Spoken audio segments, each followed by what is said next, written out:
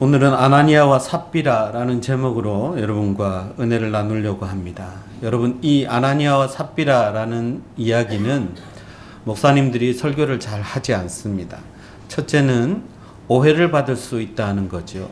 목사님이 헌금을 강요하시나 라는 오해를 받을 수 있기 때문입니다. 그런데 사실 이 이야기는 헌금을 강조하는 그런 이야기는 절대로 아닙니다. 우리 교회는 주일날도 성경을 순서대로 쭉 빠뜨림 없이 읽어가고 묵상하고 있고요. 새벽 기도도 마찬가지고 수요 예배도 마찬가지입니다. 성경책을 1장부터 마지막 장까지 이렇게 계속해서 순서대로 묵상하는 이유가 있습니다. 하나님의 말씀을 내 마음대로 재단하지 않겠다는 것입니다. 어떤 말씀은 듣고 어떤 말씀은 빼버리지 않겠다는 것입니다. 그래서 말씀을 순서대로 묵상하고 있습니다. 오늘 하나님은 이 아나니아와 삽비라 사건을 통해서 우리에게 말씀하고 싶으신 것이 있다고 생각해서 이 말씀을 묵상하고 나누는 것입니다. 베드로와 요한이 유대인들에게 잡혔다가 풀려나자 초대교회는 굉장히 더 단단하게 세워졌습니다. 이들의 마음이 흔들리지 않고 한 마음 한 뜻이 되었다고 4장 32절에 그렇게 이야기하고 있습니다. 사람들이 한 마음 한 뜻이 되면 어떤 일이 일어날까요? 서로 섬깁니다. 내 것을 내 것이라고 이야기하지 않고 다른 사람들을 위해 내어놓습니다. 혹 교회 생활이 어려운 사람이 있다 그러면 그 사람을 섬겨달라고 사도들에게 물질을 가지고 옵니다. 그러면 사도들은 정직하게 그 물질로 형편이 어려운 성도들을 섬기는 일이 초대교회에 일어났다는 것입니다. 교회가 한마음 한뜻이 되는 것, 다른 일을 할 때는 참 쉽습니다. 그런데 물질에 있어서 한마음 한뜻이 되는 것 참 쉽지 않습니다. 사람들이 다 헌신하는 것 같아도 물질에 대해서만큼은 동일하게 같은 마음으로 헌신하지 않기 때문입니다. 초대교회 역시 이 물질 때문에 나중에 분열되고 갈라지는 것을 볼 수 있습니다. 자, 교회가 외부의 공격을 잘 막아냈습니다. 사도들을 잡아서 박해하려고 하는 유대인들의 괴계를 잘 이겨내고 다시 교회가 한마음 한뜻이 되어서 잘 성장하려고 할 때 이제 사탄은 내부로부터 문제를 일으키기 시작합니다. 그것이 바로 아나니아와 삽비라의 사건입니다. 사건의 시작은 이렇습니다. 앞다투어서 누가 먼저라고 할 것도 없이 이분을 좀 섬겨주십시오 라고 하면서 교회에 사도들의 발 앞에 물질을 가져오기 시작했습니다. 그 가운데 바나바라는 교회의 아주 중요한 사역자가 등장하지요. 이 바나바는 그 이름이 권위자라는 뜻입니다. 권면하고 위로하는 사람. 이 바나바를 만나기만 해도 사람들이 은혜가 되고 힘을 얻는 그런 사람이었는데 바나바는 얼마나 신실한 사람이었든지 자기의 밭을 팔아서 자기의 집을 팔아서 하나님 앞에 내어놓은 것입니다. 교회를 위해서 내어놓아서 사도들의 발 앞에 두었습니다. 이런 분이 참 귀하지요. 하나님 앞에 아무것도 아끼지 않고 교회를 위해 성도들을 위해 사용해 주십시오 하고 자기 밭을 팔아서 사도들에게 드린 것입니다. 자, 이것은 교회가 정말 기뻐하고 하나님께 영광을 돌려야 할 일입니다. 그런데 이것을 보고 아나니아와 삽비라 부부가 자극을 받은 것입니다. 아마도 아나니아와 삽비라는 교회에서 굉장히 유력한 그리고 힘이 있는 그리고 봉사도 열심히 하는 존재였던 것 같습니다. 바나바가 주목받는 것을 보니까 우리도 해야 되겠다라고 해서 자기들의 밭을 팔아서 가지고 왔습니다. 이것 자체는 얼마나 귀한 일입니까? 그렇죠? 예, 너무너무 귀한 일입니다. 아나니아라는 사람의 이름의 뜻은 하나님의 은총이라는 뜻이고요. 삽비라는 아름답다라는 뜻입니다. 그 이름만큼 이들의 헌신도 아름다웠으면 얼마나 좋았겠습니까? 그런데 그들이 팔아온 소유를 사도들에게 바치면서 그 값을 감추고 일부를 감추고 일부만 사도들 앞에 내어놓은 것이죠. 바나바와 같은 존경은 받고 싶은데 자기 소유를 다 팔아 바칠 만한 믿음은 없었던 것입니다. 그래서 판각 가운데 얼마를 감춘 것이죠. 이것을 사도들에게 가져왔더니 베드로가 이것을 딱 보고 모르지 않습니다. 그래서 아나니아야, 어찌하여 사단이 내 마음에 가득하여 성령을 속이고 땅값 얼마를 감추었느냐, 이렇게 이야기를 하는 거죠. 베드로의 이 이야기를 듣는 순간 아나니아가 그 자리에서 죽고 맙니다. 현장에서 즉사한 것이지요. 3시간이 지난 후에 그의 아내 삽비라가 다시 나타났습니다. 앞에서 벌어진 일을 모르고 베드로 앞에 왔을 때 베드로가 다시 물었습니다. 이게 다냐? 그랬더니 삽비라가 예 라고 대답했습니다. 그렇게 대답하는 순간 삽비라마저 그 자리에서 죽어버렸습니다. 너무 황당하지요. 근데 여러분, 이게 오늘 본문의 줄거리입니다. 왜 이 사건이 초대교회에 일어났는지 우리가 다시 한번 이 말씀을 잘 묵상해 볼 필요가 있습니다. 먼저 우리가 여기서 몇 가지를 생각해 볼 게 있는데요. 첫째는 아나니아가 죄를 지었지만 그게 정말 죽일 만한 죄였냐는 것입니다.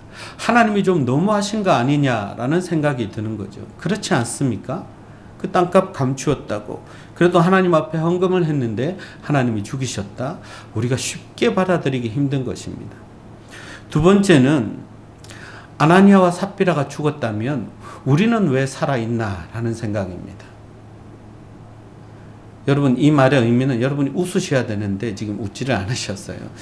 왜냐하면 현재에도 아나니아와 삽비라 같이 하나님께 드리려고 했던 헌금을 자의로 깎아버리거나 하나님 앞에 이렇게 헌신하려고 했다가 헌신의 강도를 줄이거나 하는 사람들은 너무나 많이 있는데 이 사람들을 다 하나님이 죽이시지 않는다는 거죠. 왜 그러실까? 가슴에 손을 얹고 생각해 보면 우리도 동일한 죄를 지었을 때가 있는데 왜 하나님이 우리는 벌하지 않으셨을까라고 생각할 수 있다는 것이지요. 그렇다면 왜 이 부부는 죽어야 했을까요? 이 부부의 죄목을 한번 규명해 보려고 합니다. 얼핏 봐서 우리가 생각해 보시는 아나니아와 삽비라의 죄는 거짓말입니다. 그죠? 일부를 숨겨놓고 그게 다냐라고 했을 때 예라고 삽비라가 그랬죠. 또 5장 4절을 봐도 베드로가 아나니아가 거짓말을 했다고 밝히고 있습니다. 그러면 거짓말이 정말 죽을 죄냐? 어떤 경우에 있어서는 정말 죽을 죄에 해당하는 거짓말도 있을 수 있겠죠. 그러나 아나니아의 경우는 그렇게 보이지는 않습니다. 이것 때문에 죽은 것 같지는 않습니다. 그렇다면 두 번째 생각해 볼 수 있는 것은 위선의 문제입니다. 그렇지 않은데 그런 척을 했다는 거죠. 거룩하지 않은데 거룩한 척을 한 것입니다.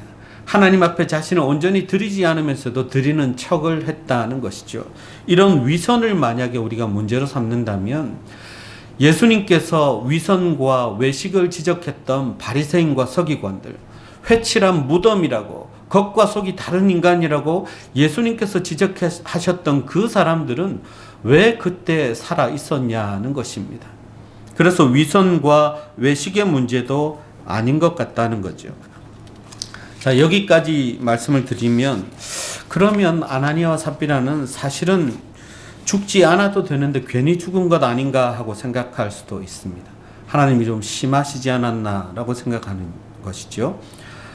또 어떤 사람들이 이렇게 이야기합니다. 아나니아와 삽비라가 죽은 것은 지병에 시달려서 마침 죽을 때가 되었는데 마침 그날이 죽을 날이었기 때문에 죽었다라고 이야기하는 사람도 있습니다. 이건 좀 황당하지요. 옛날에 우리가 들었던 유머가 있습니다. 바늘로 코끼리를 죽이는 방법 여러분 들어보셨어요? 정답은 바늘로 코끼리가 죽을 때까지 찌른다.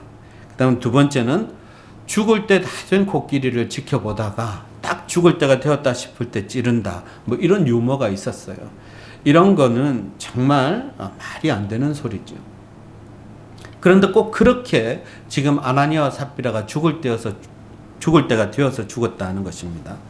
세 번째 의견이 있습니다. 아나니아와 삽비라가 심장이 약해서 잘 놀라는 사람인데 우락부락한 베드로가 그랬지 이게 다냐 이러니까 깜짝 놀래가지고 심장 마비가 와서 죽었을 것이다 라고 생각하는 사람도 있습니다. 네 번째 의견은 아나니아와 삽비라가 다른 죄들이 많이 누적되었는데 그동안 죄가 쌓여 있었는데 마침 이날 딱 영빨이 센 베드로에게 걸려서 죽었다라는 주장도 있습니다. 여러분 이거 제가 웃자고 한 얘기가 아니고요. 이것이 다 신학자들이 어떻게든 이 죽음을 합리화시켜 보려고 만들어낸 의견들입니다. 그래서 무시할 생각들이 아닙니다.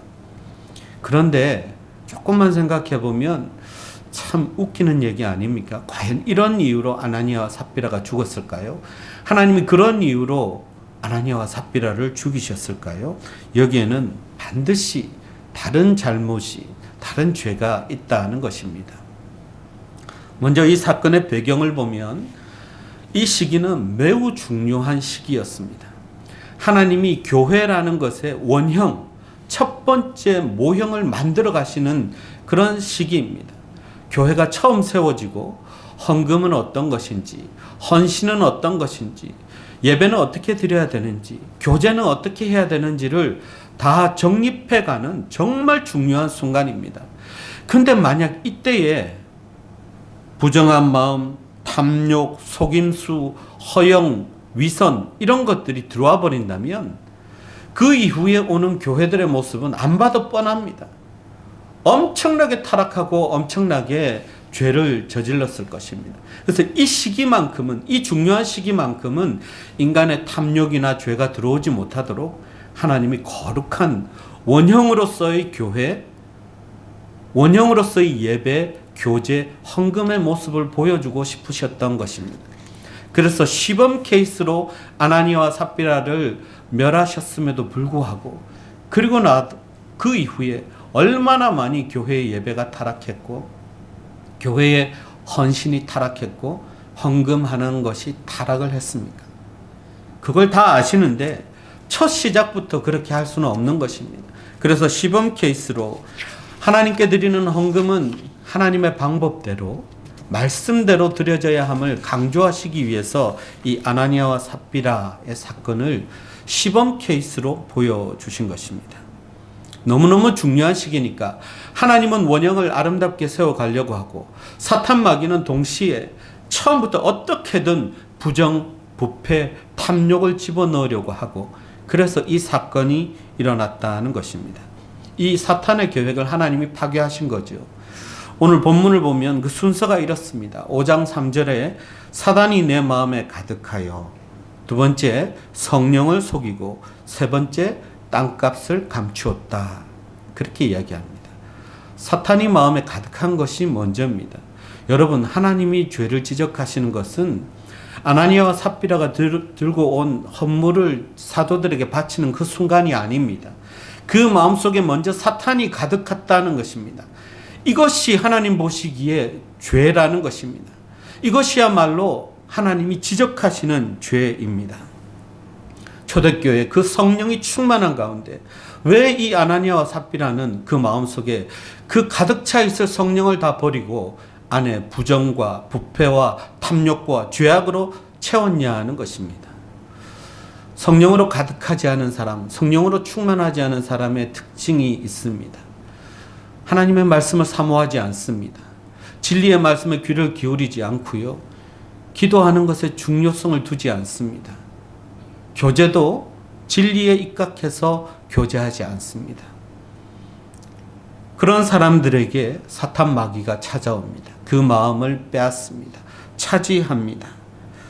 그래서 그 마음이 성령을 통해서 맺어야 할 성령의 아름다운 열매나 오래 참음이나 자비로움이나 이런 것들은 다 잃어버리고 그 마음에 섭섭한 마음이 들어오고 사탄 마귀가 심어주는 생각에 따라 움직이게 된다는 것입니다. 결국 자기도 모르게 성령의 충만한 역사와는 반대편에 서게 됩니다. 아나니아와 삽비라가 그렇게 타락해 간 것이지요. 성령 충만을 함께 보고 함께 누리고 있었음에도 불구하고 그런 모습으로 하나님의 반대편에 서게 되는 것입니다. 나중에 베드로에게 땅값을 속이고 바치는 것은 그거는 나중 일입니다. 이미 사탄이 그 마음에 가득한 것, 그 다음에 성령을 속이는 것, 이렇게 범죄가 진행해 가는 것을 여러분 볼 수 있어야 합니다. 신앙에는 다른 방법이 없습니다. 성령으로 충만해서 늘 찬양하고 예배를 사모하고 기도하고 말씀 듣고 이것밖에 없습니다. 그걸 놓치는 순간 자기도 모르게 점점 성령과 반대편으로 나아갑니다. 시험에 들지요. 예배를 빠지죠. 그게 사탄이 쓰는 방법입니다. 이거는 목회자도 직분자도 상관없습니다. 누구나 다 이 함정에 빠질 수 있습니다. 그래서 언제나 성령이 마음에 가득하도록 성령 충만하도록 우리가 기도해야 합니다. 하나님은 아나니아와 삽비라의 그 실족을 그 마음 상태에서부터 발견하셨습니다. 사람들과 참 다르지요. 사람은 겉으로 드러난 죄만 지적하고 그리고 그 죄에 대해서 징벌을 가합니다. 그런데 하나님은 겉으로 드러난 죄를 가지고 징벌하시지 않습니다. 그 마음에서부터 죄를 지적하십니다. 예수님도 마찬가지셨습니다. 항상 우리의 마음이 먼저입니다. 아나니아와 삽비라가 교회에 와서 헌금을 한 것이 사회적으로 무슨 큰 죄가 되었습니까? 아니, 교회로 봤어도 오히려 헌금 액수가 늘어났으니까 이것은 좋은 일이라고 생각해야 하지 않겠습니까? 그러나 하나님은 그렇게 보시지 않습니다. 하나님은 그 마음을 보시는 것입니다. 그 마음이 벌써부터 타락한 것을 하나님은 보고 계셨던 것입니다. 성령으로 충만해야 할 마음이 사탄 마귀로 가득해서 나타났을 때 하나님은 이미 그 마음을 지적한 것입니다. 하나님의 진노를 살 수밖에 없습니다.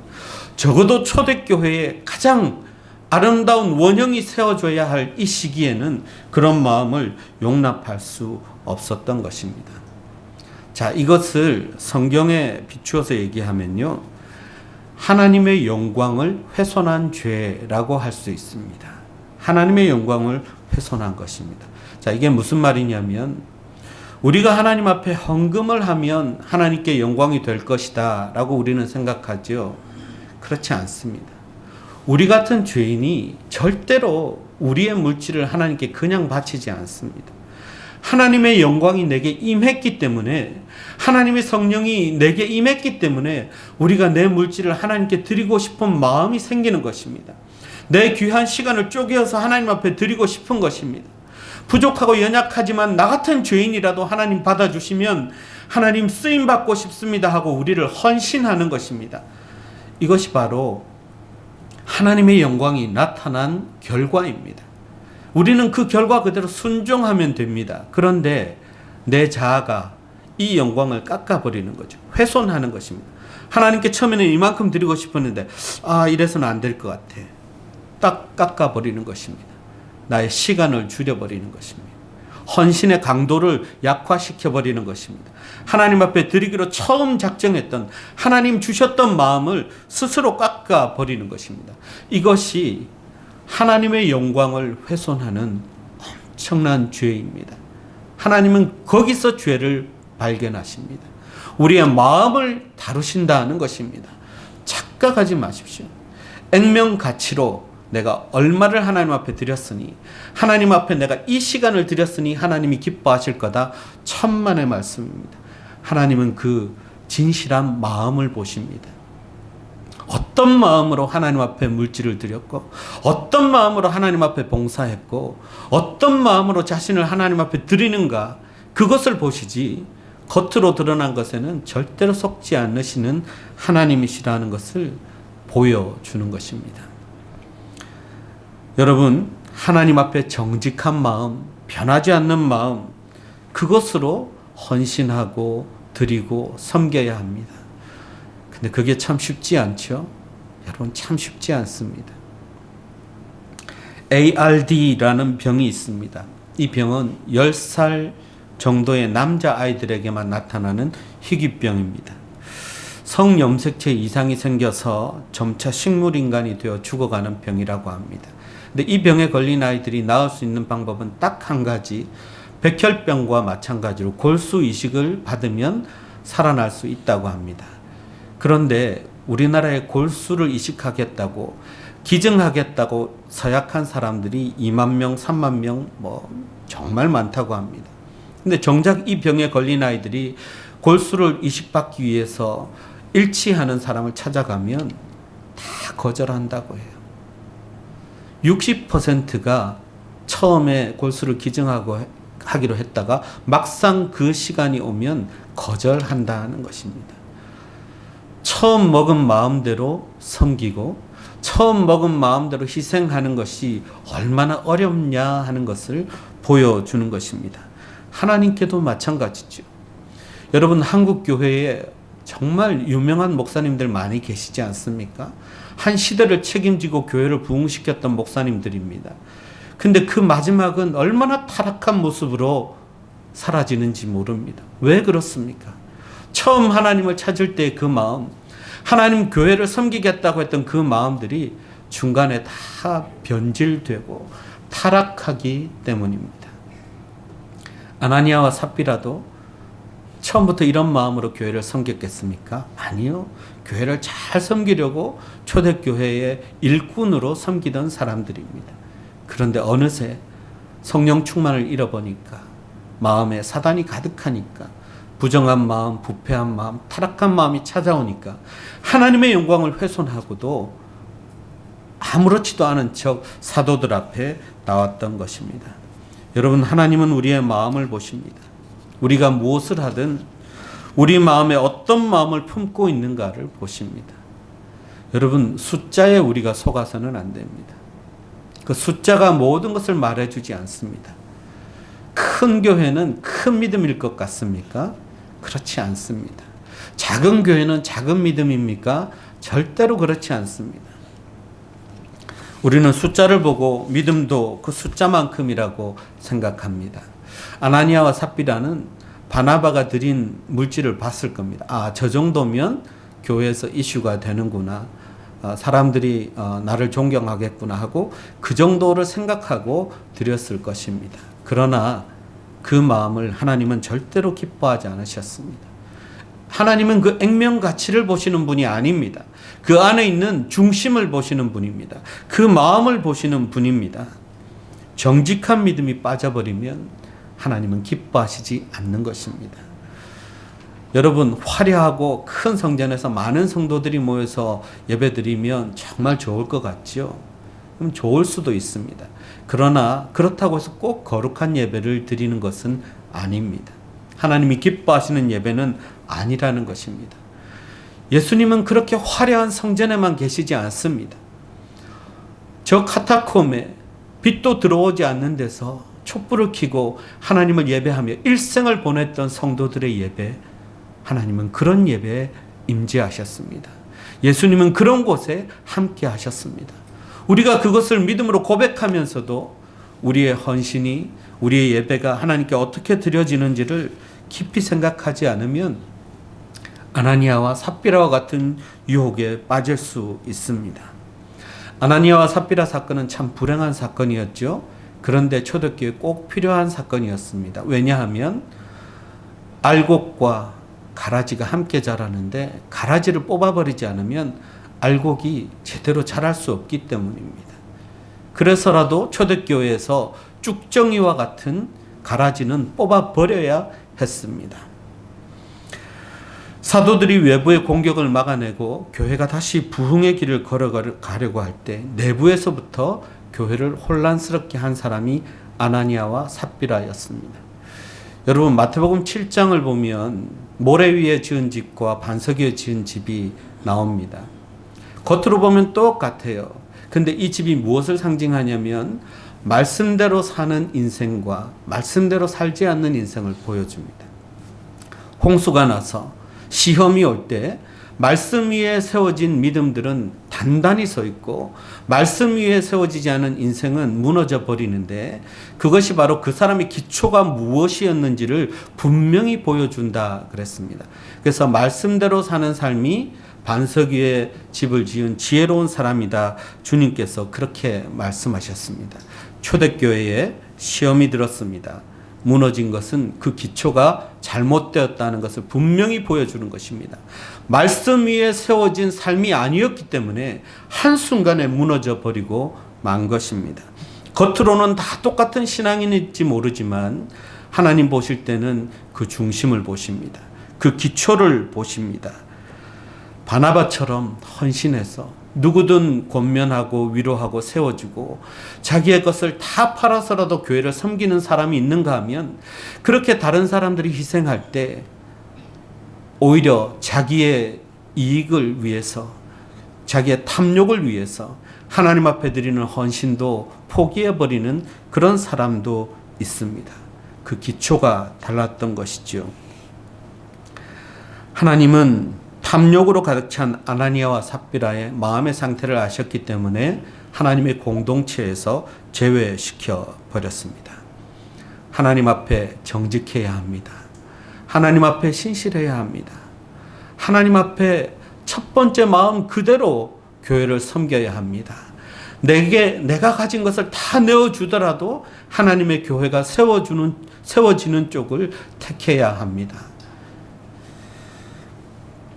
그런데 참 놀라운 것이 있습니다. 초대교회가 이런 일을 겪었습니다. 갑자기 교회가 사람들이 죽어나가는 변사의 장소로 바뀌었습니다. 그런데 이 사건 이후에 교회는 하나도 흔들리지 않았습니다. 교회는 오히려 더 한마음과 한뜻이 되어서 하나님이 부어주시는 초대교회의 그 축복을 누리고 나누게 되었다는 사실입니다.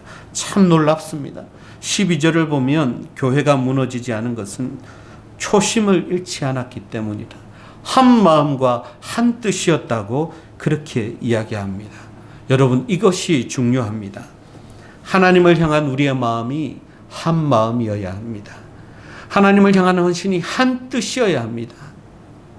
모두가 교회를 위해서 헌신할 때 동일한 마음으로 헌신하고 하나님의 나라를 위해서 하나님 주신 비전을 바라보고 함께 기도하며 나가야 합니다. 여기에서 도태되기 시작하면 성령으로 가득해야 할 그 마음이 사단으로 가득할 수밖에 없습니다. 사단 마귀는 우는 사자와 같이 그런 사람들을 노리고 있기 때문입니다. 여러분, 하나님께 붙어 있어야 합니다. 성령으로 충만해야 합니다.